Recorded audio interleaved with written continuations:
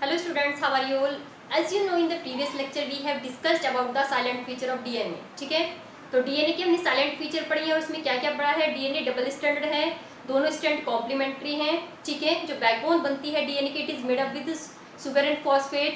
Okay, और उसके बीच में जो है बेस पेयर्स कैसे प्रेजेंट है, हैंगिंग फॉर्म में प्रेजेंट है, ब्रिज फॉर्म में प्रेजेंट है। देन जो बेस पेयर्स हैं 10 बेस पेयर्स, उनके बीच की डिस्टेंस कितनी है, उसे 1 टर्न बोलते हैं और उसमें कितनी डिस्टेंस है 3.4 नैनोमीटर। ओके, ए और सी के बीच में मतलब दोनों जो नाइट्रोजनस बेसिस हैं वो क्या है, कॉम्प्लीमेंट्री शो करते हैं। मींस ए टी के साथ बाइंड करता है डबल हाइड्रोजन बॉन्ड की हेल्प से। ओके, और जी सी के साथ बाइंड करता है with triple hydrogen bond. Okay बच्चों, तो ये तो हो गई डीएनए की साइलेंट फीचर। अब हम मूव करते हैं कहाँ पे, नेक्स्ट टॉपिक पे, that is central dogma. Okay बच्चों, central dogma.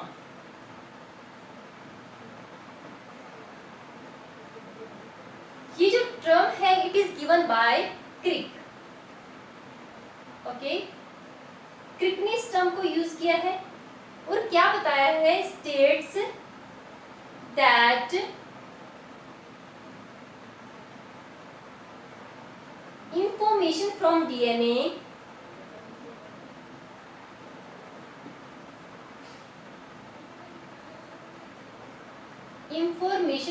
DNA flows as means DNA से जब डीएनए का फॉर्मेशन होगा, ओके, डीएनए से जब डीएनए का फॉर्मेशन होगा तो इस प्रोसेस को हम क्या बोलते हैं बच्चों, दैट इज रेप्लिकेशन। ये क्या है, रेप्लिकेशन। ओके, डीएनए से क्या बनता है, आरएनए। ओके, आरएनए किस प्रोसेस की हेल्प से बनता है, दैट इज ट्रांसक्रिप्शन।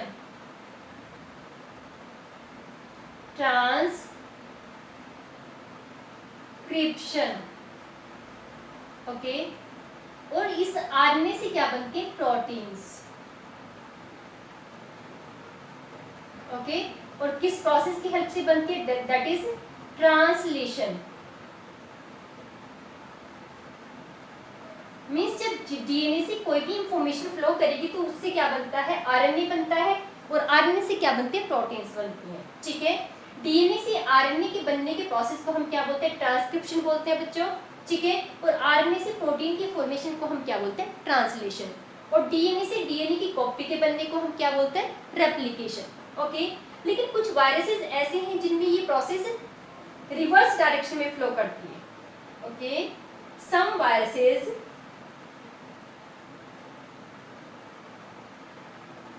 जैसी कौन से वायरस हैं बच्चों, जिनमें आरएनए क्या है, जेनेटिक मटेरियल। ठीक है, इनको क्या बोलते हैं, रेट्रोवायरस। ओके, रेट्रोवायरस में ये जो इंफॉर्मेशन है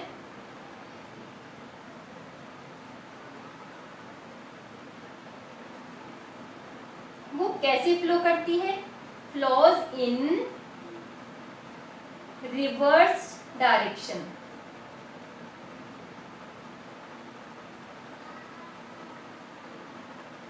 ओके, रिवर्स डायरेक्शन में फ्लो करती है। और यहाँ पे एक स्पेशल एंजाइम प्रेजेंट है जिसका नाम क्या है, रिवर्स ट्रांसक्रिप्टेज। ठीक है, कौन सा एंजाइम है, रिवर्स ट्रांसक्रिप्टेज।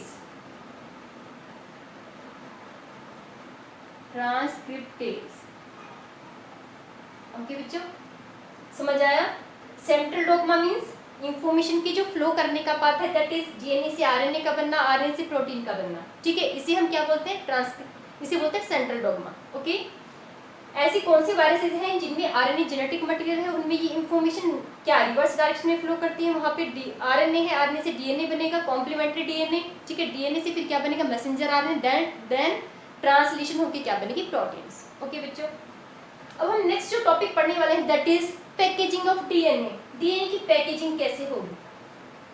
ठीक है, पैकेजिंग ऑफ डीएनए।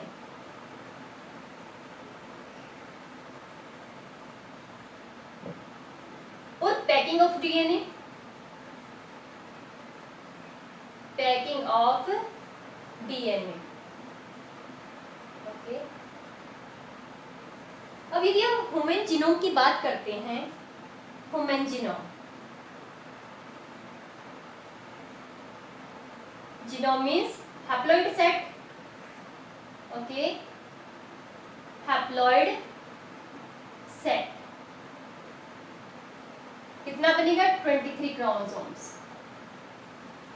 यदि हम हैप्लॉइड सेट की बात करते हैं तो कितने बेस पेयर्स हैं 3.3 इंटू 10⁹ बेस पेयर्स। ओके, इतने बेस पेयर्स प्रेजेंट हैं। यदि हम इन बेस पेयर्स की लेंथ को देखें तो वो कितनी आएगी 2.2 मीटर। ओके, इतनी लेंथ है 2.2 मीटर के आसपास है।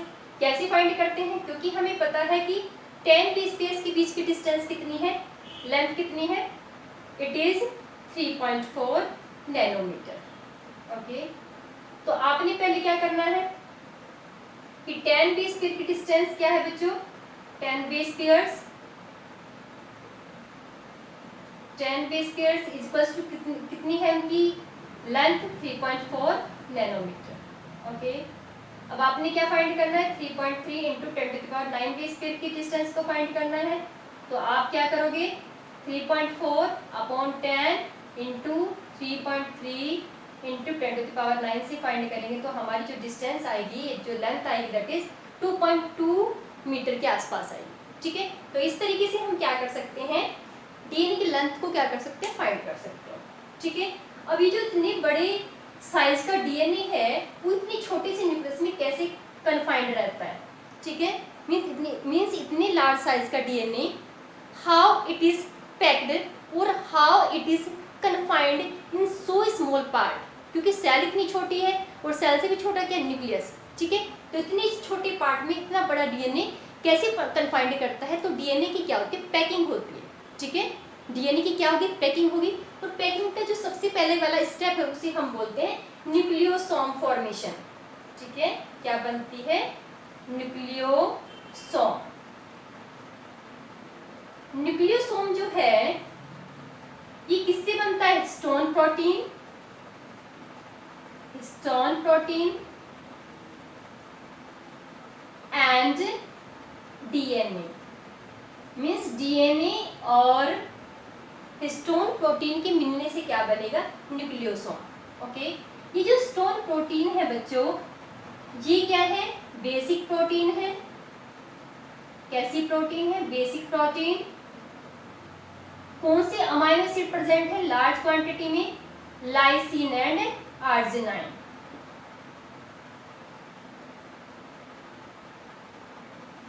इंपॉर्टेंट क्वेश्चन है ये आपके लिए। ठीक है, तो कौन कौन सी कौन कौन सी अमाइनो एसिड प्रेजेंट है, लाइसिन एंड आर्जिनाइन, दोनों बेसिक अमाइनो एसिड है। ठीक है, तो यदि आपसे कोई ये पूछता है histone proteins are the basic protein, basic proteins क्यों है, क्योंकि इनमें बेसिक अमाइनो एसिड प्रेजेंट है, लाइसिन एंड आर्जिनाइन। ओके, ये जो हिस्टोन प्रोटीन है ये किसकी फॉर्म में है, ये ऑक्टामर की फॉर्म में प्रेजेंट है, हिस्टोन ऑक्टामर इसको बोलते हैं। क्या बच्चों, हिस्टोन ऑक्टामर, हिस्टोन ऑक्टामर। कौन कौन सी हिस्टोन है इसके अंदर, इसमें 4 टाइप्स की हिस्टोन प्रोटीन है। कितने टाइप की है, 4 टाइप्स। कौन सी 4 टाइप है, H2A, H2B, H3 and H4। ठीक है, हर किसी के मॉलिक्यूल कितने हैं बच्चों, 2 है। 2 की मल्टीप्लाई करेंगे 4 में तो कितने आएंगे, 8। ओके, मीन्स जो ये स्टोन ऑक्टामर है इसमें 4 टाइप्स की स्टोन है। कौन कौन से टाइप की है, H2A, H2B, H3 and H4। और हर किसी के मॉलिक्यूल कितने, 2 मॉलिक्यूल है। मीन्स जो ऑक्टामर बना है, यदि आप इसको ड्रॉ करोगे तो कैसे बनाओगे बच्चों, ये क्या है, सपोज करो H2A। ओके, ये क्या है, H2B। यहाँ पे एक और बनाओ H2A, इधर पे क्या बनाओ, H2B।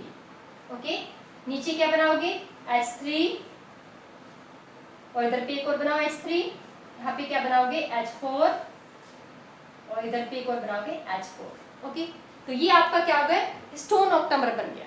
ठीक है, क्योंकि इसमें कितने मॉलिक्यूल हैं, 8 मॉलिक्यूल्स प्रेजेंट है हिस्टोन की। ओके बच्चों, अब डीएनए क्या करता है, इसके चारों तरफ रैप करता है। डीएनए क्या करेगा, इसके चारों तरफ रैप करेगा, ऐसे लिपट जाएगा। ठीक है, जब डीएनए रैप करता है बच्चों, तो डीएनए रैप करेगा तो कितने टर्न आएंगे डीएनए के, 1.75। ठीक है, 1.75 टर्न डीएनए क्या करता है, रैप करता है अराउंड हिस्टोन ऑक्टामर।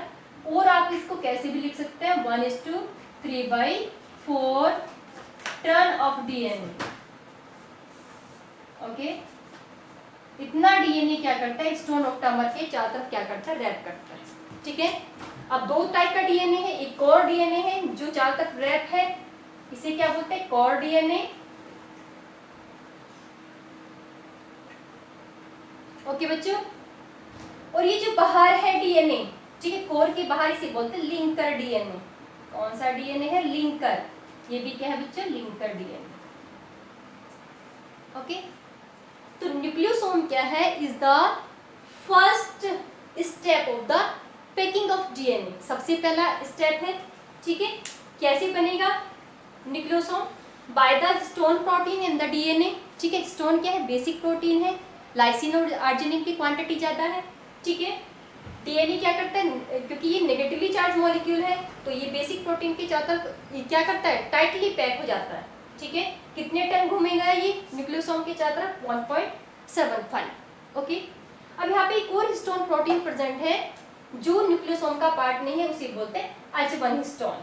ठीक है, H1 हिस्टोन क्या करती है, इसको अनवाइंड होने से, खुलने से क्या करती है, स्टॉप करती है। ठीक है, मींस जब डीएनए एक न्यूक्लियोसोम से दूसरे के पास मूव करता है, ठीक है, सपोज करो एक न्यूक्लियोसोम ये हो गया, सेकंड ये है, तो जब ये यहाँ से यहाँ मूव करेगा, ठीक है, इसके चारों तरफ, तो इसको स्टेबिलिटी कौन प्रोवाइड करेगा, H1 हिस्टोन, जो न्यूक्लियोसोम का पार्ट नहीं है। ओके बच्चों, ठीक है, अब हमने क्या बताया, पैकेजिंग का पहला स्टेप बता दिया है। ओके, अब तो ये रिपीटेड सीक्वेंस है। ओके बच्चों, रिपीटेड सीक्वेंस जो बनेगी किसकी, न्यूक्लियोसोम से। ठीक है,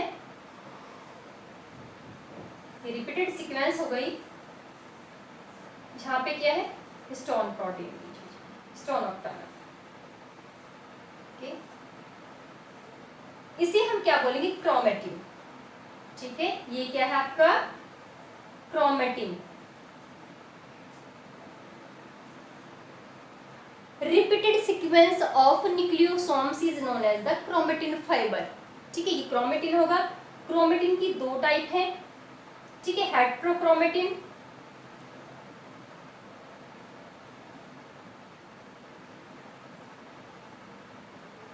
एंड यूक्रोमेटिन।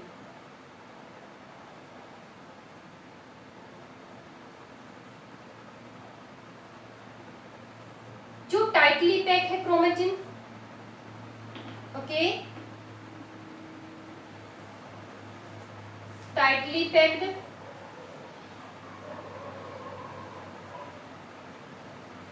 उसी क्या बोलेंगे, हेट्रोक्रोमेटिन। ठीक है, जो लूजली पैक है क्रोमेटिन,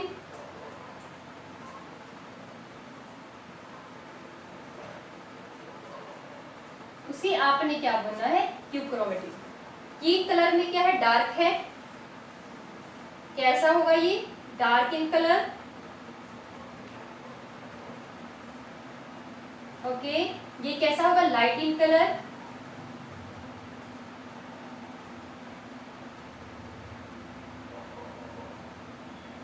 ये मोर फंक्शनल है और ये क्या है, लेस फंक्शनल। ओके बच्चों, क्या है, मोर फंक्शनल डीएनए है ये, कैसा है, मोर फंक्शनल। और ये जो आपका हेट्रोक्रोमेटिन है, ये क्या है, लेस फंक्शनल। ओके, इसके बाद हम डिस्कस करते हैं कि जो जेनेटिक मटेरियल है, ठीक है, जिसको आप जेनेटिक मटेरियल बोलते हैं, उसके अंदर कौन कौन सी क्वालिटीज होनी चाहिए, उसकी क्या क्या कैरेक्टरिस्टिक होनी चाहिए। ठीक है, तो जो कैरेक्टरिस्टिक फीचर्स हैं जेनेटिक मटेरियल की, वो कौन कौन सी फीचर्स हैं, तो वो कैरेक्टरिस्टिक है बच्चों, सबसे पहली बात कि जिसको आप जेनेटिक मटेरियल बोलते हैं,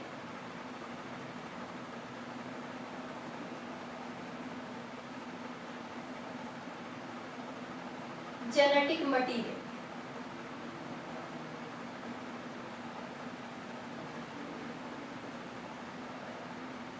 सबसे पहली फीचर उसके अंदर होनी चाहिए कि रेप्लिकेशन की कैपेसिटी होनी चाहिए। Replication, okay.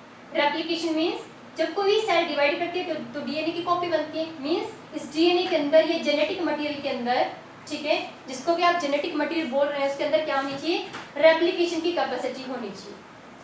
सेकंड क्या है कि उसके अंदर म्यूटेशन होनी चाहिए। म्यूटेशन की कैपेसिटी होनी चाहिए।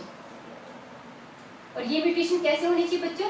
स्टेबल होनी चाहिए एंड हेरिटेबल होनी चाहिए या इनहेरिटेबल होनी चाहिए।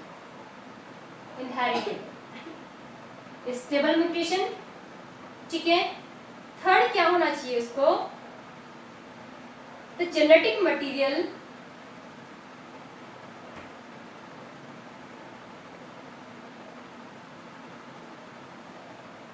have the capacity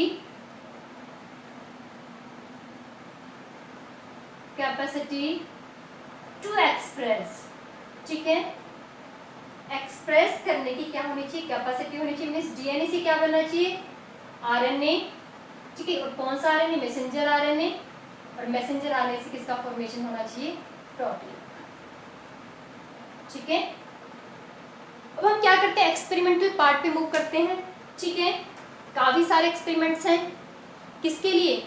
for the search of genetic material. Means genetic material क्या है? ये प्रोटीन है, आरएनए है, या फिर डीएनए क्या है? जेनेटिक मटेरियल, ठीक है। इसके लिए अलग अलग साइंटिस्ट ने अलग अलग टाइप पे डिफरेंट टाइप के एक्सपेरिमेंट किए हैं, ठीक है।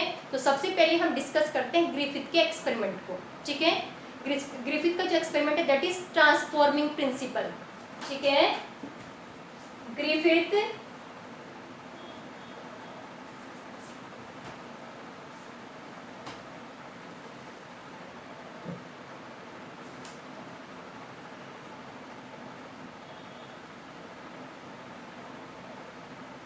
Transforming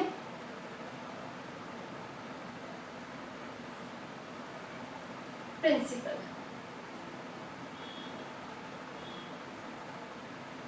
okay. अभी जो ग्रिफिथ थे, इन्होंने देखो क्या किया। इन्होंने किया कि इन्होंने दो तरह के ऑर्गेनिज्म को लिया अपने एक्सपेरिमेंट के लिए, ठीक है। टू टाइप्स के ऑर्गेनिज्म को लिया फॉर हिज एक्सपेरिमेंट, ठीक है, फॉर हिज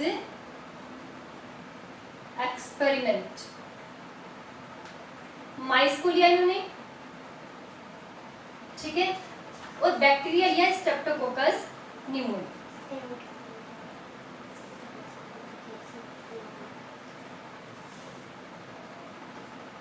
ओके। और इस बैक्टीरिया की क्या लिए? दो स्टैंड लिए, smooth S type and R type.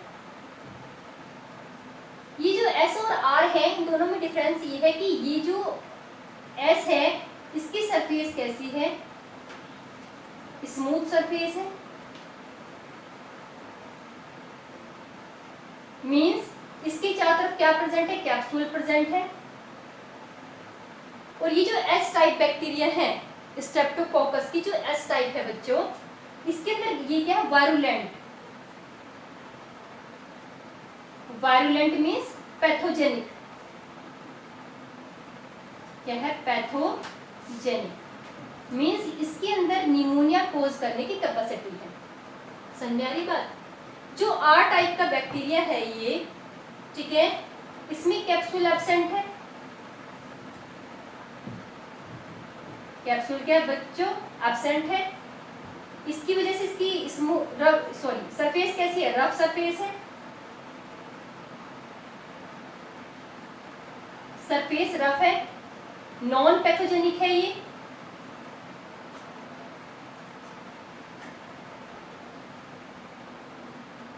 Okay. और क्या बोल सकते हैं इसको, non virulent, non virulent. Okay, अब हम क्या कर रहे हैं, इस ग्रिफिथ के एक्सपेरिमेंट को एक्सप्लेन करने जा रहे हैं। तो ग्रिफिथ ने क्या किया, दो तरह के ऑर्गेनिज्म को ले लिया, बैक्टीरिया ले लिया। कौन सा बैक्टीरिया, स्ट्रेप्टोकोकस निमोनी एंड माइस, ठीक है, दो तरह के ऑर्गेनिज्म को उन्होंने ले लिया।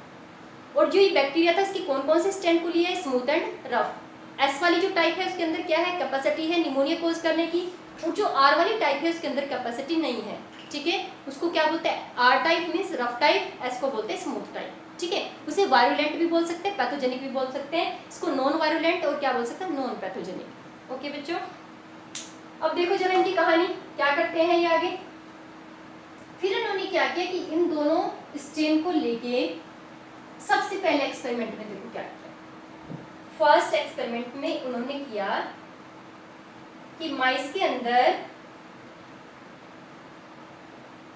ये जो आर टाइप है, आर टाइप, ओके, इसको क्या किया, इंजेक्ट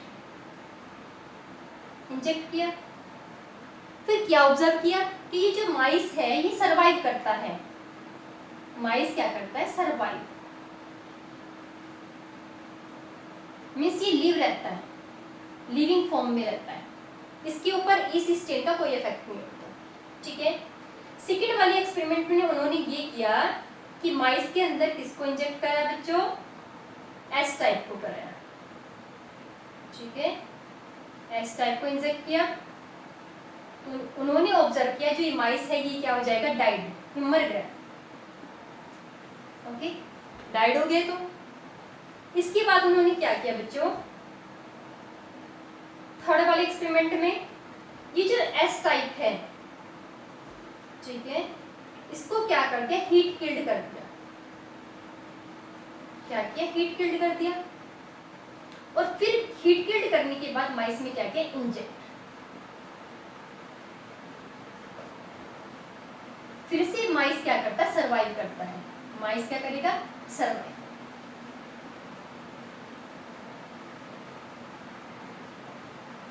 फिर से माइस के ऊपर कोई इफेक्ट नहीं होता है, ठीक है। फिर उन्होंने फोर्थ वाले एक्सपेरिमेंट में किया कि जो ये एस वाली हीट किल्ड है, S heat killed type, S type heat killed,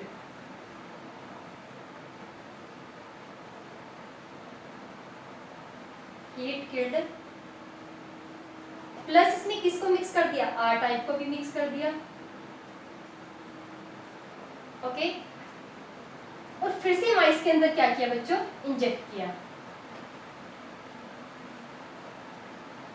okay. Inject करके इन्होंने ऑब्जर्व किया कि माइस फिर से क्या हो गया, डाइड हो गया माइस फिर से। अब भाई ऐसा क्यों हो गया, तो उन्होंने ये कहा, इस कंक्लूजन पे ये पहुंचे कि जो ये एस टाइप है इसमें से कोई सब्सटेंस निकल के चला गया किसके अंदर, आर टाइप के अंदर, जिसकी वजह से इसकी जो कैरेक्टरिस्टिक है वो चेंज हो गई और इसने डिजीज कॉज कर दी। लेकिन कोई इनके पास प्रूफ नहीं था, इसके लिए कोई प्रूफ ये दे नहीं पाए, ठीक है। तो ग्रिफिथ के एक्सपेरिमेंट में आपने बच्चों क्या बताना है कि ग्रिफिथ ने दो तरह के ऑर्गेनिज्म को ले लिया, ठीक है, माइस को लिया और बैक्टीरिया। बैक्टीरिया कौन सा लिया, स्ट्रेप्टोकोकस निमोनिया, ओके। इस बैक्टीरिया के उन्होंने दो स्ट्रेन लिए, एक तो स्मूथ एक रफ। स्मूथ को जब डालते हैं तो स्मूथ के अंदर कैपेसिटी है निमोनिया कोज करने की, ठीक है, आर के अंदर नहीं है, ओके। सबसे पहले उन्होंने माइस को इंजेक्ट कराया किसके थ्रू, आर टाइप से, तो माइस के ऊपर कोई इफेक्ट नहीं हुआ। एक्सपेरिमेंट नंबर फर्स्ट में उन्होंने ऑब्जर्व किया, ठीक है। फिर उन्होंने माइस को इन्फेक्टेड कराया किससे, एस टाइप से, तो माइस मर गया, मीन्स उसको निमोनिया हो गया, ठीक है। फिर इन्होंने एस को ना हीट किल्ड कर दिया, इंजेक्ट किया, तो माइस के ऊपर कोई इफेक्ट नहीं हुआ, माइस सर्वाइव करता है फिर, ठीक है। जब वो हीट कर लेंगे और किसको लेंगे, आर टाइप को इन्होंने मिक्स करके डाला तो माइस फिर से मर गया, मीन्स उन्होंने फिर इसके बाद ये कंक्लूजन निकाला कि जो ये एस टाइप है यहाँ से कोई सब्सटेंस किसके अंदर मूव कर गया, आर टाइप के अंदर, जिसकी वजह से इसके अंदर कैपेसिटी आ गई डिजीज कॉज करने की। लेकिन इनके पास इसके लिए कोई एक्सपेरिमेंटल प्रूफ नहीं था, ठीक है। इसके बाद देखो क्या हुआ, कंक्लूजन के लिए 3 साइंटिस्ट ने फिर से काम किया, ठीक है। कंक्लूजन पे पहुंचने के लिए ग्रिफिथ के एक्सपेरिमेंट में कुछ एडिशनल चीजों को लेके 3 साइंटिस्ट ने फिर से काम किया, ठीक है। वो साइंटिस्ट कौन कौन थे देखो,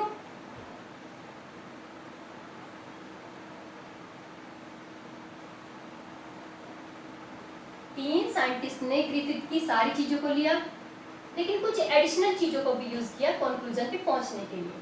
ठीक है, कौन कौन सी उन्होंने एडिशनल चीजें ली? उन्होंने कुछ एंजाइम्स को यूज किया। ठीक है, वो साइंटिस्ट थे अवेरी, ठीक है, McLeod and McCarthy.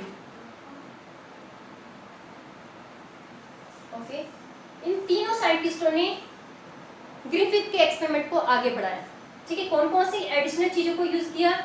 Proteases enzyme,